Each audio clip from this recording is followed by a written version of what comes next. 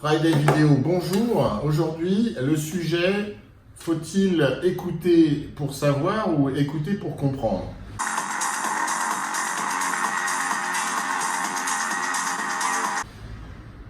Généralement, les marques ont cette idée, depuis quelque temps, d'écouter les conversations sur les réseaux sociaux.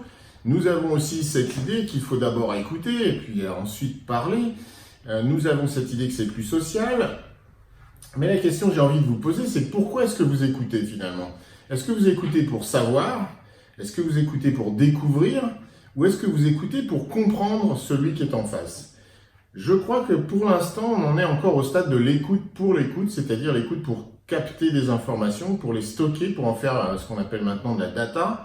Et puis un jour, on se posera la question d'essayer de savoir ce que ça signifie. Mais moi, j'ai envie de vous dire, finalement, vous êtes dans l'erreur parce que ce que cherche l'autre, ce qui est super important pour votre client, pour celui qui est en face, c'est qu'il ait l'impression que vous le comprenez. C'est-à-dire qu'il est compris quand vous l'écoutez. Et en fait, c'est tout à fait différent, c'est-à-dire que l'écoute n'est pas la même.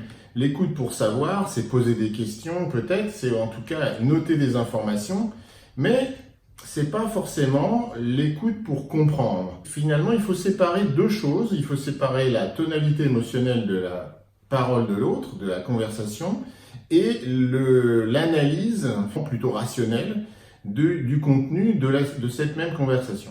Donc, s'il y a beaucoup d'émotions dans une conversation, et ça arrive par exemple sur un service client que quand vous appelez, vous déchargez finalement quelque part cette dose d'émotion que vous avez accumulée, et qu'on pourra appeler de la colère pour certains, mais qui pourrait être à un moment de la frustration, qui pourrait être aussi autre chose. Et on sait en fait que quand il y a un niveau élevé d'émotion dans la conversation, eh bien, ça veut dire qu'on n'est pas compris. Ça veut dire qu'on envoie le message à l'autre qu'il ne nous comprend pas, et on essaye de lui dire « fais attention à ce que je dis parce que, en fait, tu ne m'as pas compris ». Et donc, il faut être capable d'évacuer ce niveau émotionnel pour revenir au côté rationnel, factuel de la conversation, et là, être plutôt dans l'analyse de ce que signifient vraiment les mots et plutôt d'être dans la sémantique à ce moment-là. Et donc, il y a deux niveaux de lecture d'une conversation. Il y a un niveau émotionnel et il y a un niveau plutôt rationnel, plutôt informatif.